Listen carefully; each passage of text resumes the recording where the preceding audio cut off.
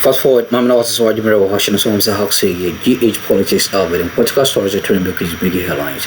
And a Jim Radio DB Exum or Honey Young Rock Simus and a can you message a bit my subscribe to the channel. It's a notification bell, share na for front so answer into me and Kpebu. Mama info in Raya political highways in SOCCA. Chairman to me, Nasemono and Kodai Pra. Menoka say lawyer Martin Kpebu and Menoka say Ono Wontumi. I hit it hard on Chairman Wontumi. Now, in some of Kenya, say, I'll call on a CID box. Say, lawyer, I beg your pardon, Chairman Wontumi, Omo Emfano Embra a court. Now, Omo Indina sem based on Akonta mining.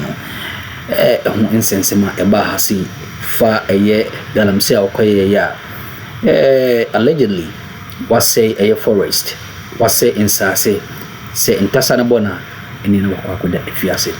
We say in a lawyer Martin Kpebu and so Ajamra or so or Kamasin. But I say so Ajamra was you move what I say in Niko. I say GH politics album. Lydia Donko, please, Akonta mining. The galam say. Lydia Donko, look, you must push this as Akonta mining case to court. Let Wontumi and Akonta mining come to court to answer. 8 minutes. Okay, yes. Thank you very much. 8 minutes. Okay, into way and some other lawyer Martin Kpebu and so it to me is so a year Chairman Wontumi as well. Okay, very well. Yeah, Ablikumanov election Alfredo Kenzie and so it's me above with food truck abra wajembre na we data analysis of what transpired. Back to Key Point here on TV3. We're live on 3FM 92.7, also on TV3 Ghana on Facebook and on DSTV channel 279, and we're all across the world on 3news.com, also on the Voice of London Radio in the heart of the City of London and the Voice of London Television. As I indicated to you, we're starting a journey this morning with you, and this is what we call the poll tracker. As you just saw, it's this fresh new segment here on the Key Point, and it's going to be a data-driven segment that interfaces with you, our viewers. On a weekly basis, we would engage you on issues of national concern, topical matters that connect with you, so you have a say in what we say here on Key Point. This poll tracker segment is going to be driven essentially by conversations that matter to you. This morning, we're starting this journey with the fundamental issue of the leadership of both the NDC and the MPP going into election 2028. It's clear the President, John Dramani Mahama, has less than 3.5 years as President of the Republic of Ghana. The NPP has already given a clear indication of what they intend to do. The date for the election of their flag bearer, they have proposed the 31st of January 2026, the earliest the party has done to clear the way for them to deal with other matters that will come up after the election of the flag bearer. There's been some disagreements with that particular position. By end of week, we got to know, as of yesterday, that the party is putting measures in place to go to Congress by the end of the month to solidify this decision and the proposals that the National Executive Committee made some 7 weeks ago. This week, the chair of the committee that is planning this Delegates Congress, that's the Honorable Jose Wusu, indicated plans are far advanced to go ahead with the Congress. For the National Democratic Congress, NDC, nobody, in fact, they haven't started any indication of a conversation of who's going to lead the party after John Dramani Mahama. But we put up a few names just to gauge you, the public, your reaction to these names and how they resonate with you. Beyond just the NDC, these persons are going to contest elections as flag bearers, seeking your vote. So this is it. Follow me closely. This social media-based tracker and we did not go out, the structure and the survey sample size was primarily social media. So if you pay some attention to our Facebook, Twitter handles, TV3 Ghana, you would have seen this poll that we put out and a number of you who were responding to this. And how also a number of you just responded to the question that we put out there. And then also with the combination of the global info analytics, that's Musa Dankwa's work as well, that intertwined the kind of reaction that we also got from you and giving us a clear picture of how things are playing out. This is it. The sample size, 10,493. 10,493. And this was between a period of 7 days. Now, the confidence level is 99%. And then this margin of error of plus or minus 1.23%. That you would have statisticians tell you that it is a very safe margin of error. Now, if you look at the gender breakdown, we had almost the same number of male respondents as the female respondents as well. For the New Patriotic Party, the total respondents for the persons we put up as who is going to lead the party, 56% of them responded much in favor of Dr. Mahmoud Bawumia. For the NDC, when we threw up a few names, and we'll show you shortly, it gives us a certain idea of how the trend is going. We start off from the New Patriotic Party for good reason, because it's clear. For them, a number of persons who have put out their intentions to contest the flag bearership of the New Patriotic Party, there was one name that Musa Dankwa added, that is Patrick Yabuama, who we've seen and heard a number of times make comments about the structure of the party and what has to be done in his view before we think about electing a flag bearer. He's a member of parliament for the Kpebu Central constituency. But for the respondents, over 10,400 of them, 56% of the respondents for the New Patriotic Party names, what Musa Dankwa put out, expressed their support for Dr. Mahmoud Bawumia. In fact, he drilled down this data. Out of the 56%, this is the general support. Within the NPP core supporters base, 70% of the respondents expressed support for Dr. Mahmoud Bawumia. What does this mean? Well, but for Kennedy Japan, the former member of parliament for the Asin Central constituency, 23% of the general support, that is both MPP and NDC respondents expressing support for him. And for the core NPP supporters, 17% of them. Now, Dr. Yause Duchim, the former education minister, was also expressed his intentions to lead the party. This is not the first time he's going to have a bite on the flag bearership of the party. Former education minister, 9% of the general, that is, respondents, MPP, NDC, expressed support for him. And for Patrick Yabuama, and I want to find out why Musa Dankwa threw in his name, MP for Kpebu Central constituency, 4%. Mr. Dankwa is the director of the Global Info Analytics. He's joining us in the studio right now. Mr. Dankwa, good morning. Thank you for joining us. Good morning. Why did you throw in Patrick Bawumia's name? As posters, we get informants calling us. Informants? Yes. People do call, oh, are you aware this person may want to contest? And if we feel that that name is credible enough, then we include a name in that list. That's why Patrick Bawumia was introduced during the June-July poll. And based on this 4%, this is just a general support, that is both MPP, NDC respondents. And floating voters as well. And floating voters expressing support for him. But if you drill down the data to the core MPP supporters, it's just 1%. Yes. Was it worth throwing his name in there? Well, you wouldn't know until you have done the poll. So if you see what is happening, it suggests that he's more popular outside his party than within the party. Maybe it's because he hasn't made any declaration formally. So people are not sure whether he intends to go or not. But usually, if you have not spoken, your numbers tend to be suppressed a bit. You see, it's important that you put that denominator out because then visibility, intention is key. It's key. That would also influence the responses that people will get. Yes, yes. I say this because if you look at the NDC as well, because there hasn't been anybody coming out, the names that you put out, I'll find out why you put those names out there because as you indicated, there hasn't been any public expression of intention. So then how will that also influence the next poll that if they start putting their names out? For Brian Champong, Dr. Brian Champong, who is a former Greek minister, is a member of parliament for the Abetifi constituency, all these persons yesterday and the day before yesterday in the Ablekuma North constituency, they were hot on the ground, showing up and letting the supporters of the party know that they are there. A number of them give monetary support, if not all of them, at least for Patrick Yabama. We didn't hear that he gave any money.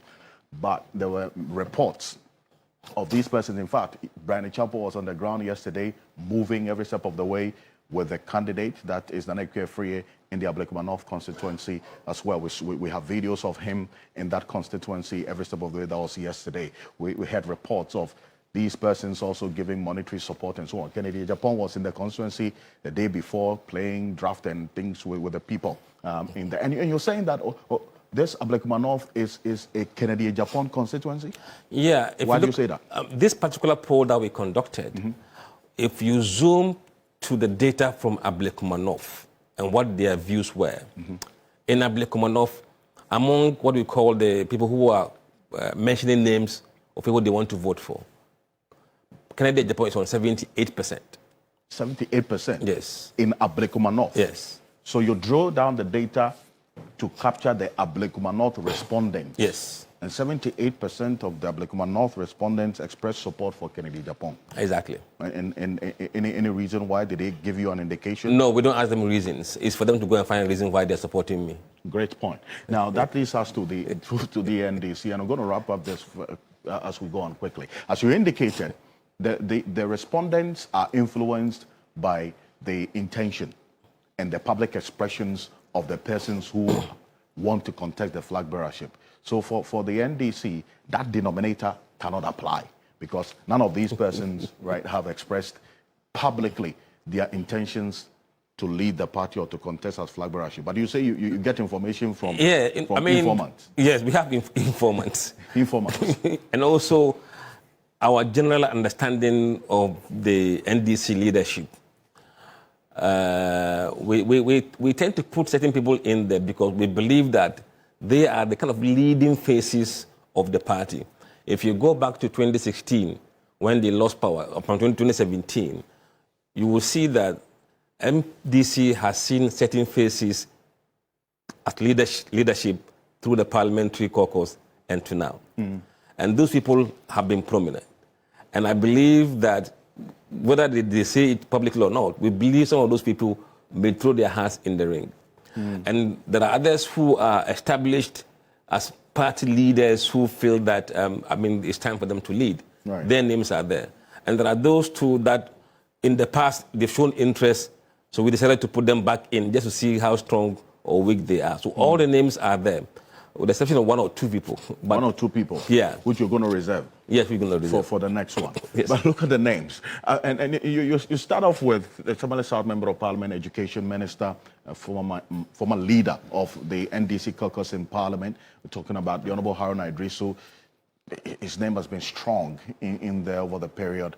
You have 27% of both MPP, NDC, and floating voters respondents expressing support for him. But if you drill down the data to the NDC core supporters who formed part of your respondents' base, 35% of them. Now, that leads us to Johnson Esiedun Ketia, who is the national chairman of the party now. Look at that. Just a 1 percentage point difference between them, at least, for the time being. And these two, at least their names have come up strongly, including Julius Deborah as well, is the chief of staff, right? And for the many who are hearing and throwing his name in, I'm talking about Julius Deborah, you drill down the data to the NDC support base, and 15%. But then again, if you look at the general support of MPP, NDC floating voters, that's 11%. What does that say? Because it's a very interesting dynamic. In fact, if you look at the margin of error when you begin to drill down questions in the survey, you may realize that the gap between his national appeal and NDC base is not different. Just few percentage point difference. It's the same for the top two. In fact, the difference between the top two within their base is almost the same. So it tells you that we're going to have a very keenly contested if they declare their intention for the NDC. I think the NDC one will be much more interesting initially, but I think in the end it will settle down quietly. It will settle down quietly. Yes. It's interesting because then, you know, how the transition and the nature of the transition would play a key role. Absolutely. In whether or not the party will retain power in 2028. That's a key component, is it not? Look, I don't want to sit here and become a soothsayer into 2028, but at the moment, looking at the permutations and the scenario we are looking at, we don't see NDC losing 2028. You don't see NDC losing 2028? That I can say that today. This initial... Yeah, yes. Because what? The goodwill sentiments are still we've done a bit of work. I mean, we will keep measuring that data as we go along. But if what we are seeing is what we're going to see down the line, it will be very tough for MPP in 2028. I see. But then that leads us to the next person, because we're laying a very solid foundation for this journey of the poll tracker. And just to give you an idea of how things are going to play out in the weeks ahead of us, it's not too early to start these conversations. Because look, 3.5 years is too short when it comes to politics. It's going to pass through very quickly, and we'll find ourselves talking about another election already. If what happened yesterday is anything to go by, it's just to let you know that the political temperature hasn't died down at all. And it's not going to die down anytime soon. We have Akonta ahead of us as well, and a few other things that would happen. I mean, the MPP going to Congress, they'll have the flag bearership, the NDC will do so. So the political architecture, the atmosphere is still going to be there as we go into 2028. Dr. Kasiela Tofosin, Finance Minister, is a member of Parliament. What led to this? When I saw this, and then also, even for what we put out on social media, he got a relatively appreciable support as well. But for you, you got a general support of both MPP and NDC floating voters, 22%. I mean, if you compare him with these two, whose names you would say they have been frontal in terms of both the party politics and the national politics. But then, Finance Minister Dr. Kasiela Tofosin has some very good numbers. And even in the NDC fold, 28%. What's accounting for this, really? Look, he is the underdog in this race in terms of the name recognition. Arona is a household name for many years. Asidun Ketia is a very solid name. Deborah, very solid name. But Atufosin, though he has not shown any indication whatsoever, people are still mentioning him. And I believe it's because of the finance portfolio. The finance ministry is quite a huge portfolio. And also, if you look at what brought NDC into power, was the economy in 2024. And if the economy will also be an issue in 2028, then don't discount Atufosin. Not at any point, but that is if he has the interest. If he has the interest. It's going to be interesting. That's the thing. And some of them, to be very honest, once they declare openly, the race will begin to realign. Absolutely. Some people are not quite sure, so maybe their support for him or somebody else is not very committed. Right. But once there is indication that you would go, then numbers begin to realign. But those who have a very strong social media base, in this instance, I think Haruna is very strong on social media, his followers. General also has a very solid people who are behind him. And also Deborah has a very good solid social media. So those people are beginning to feature a lot more. Then they are out there on social media, and eventually it will permeate into the pop society.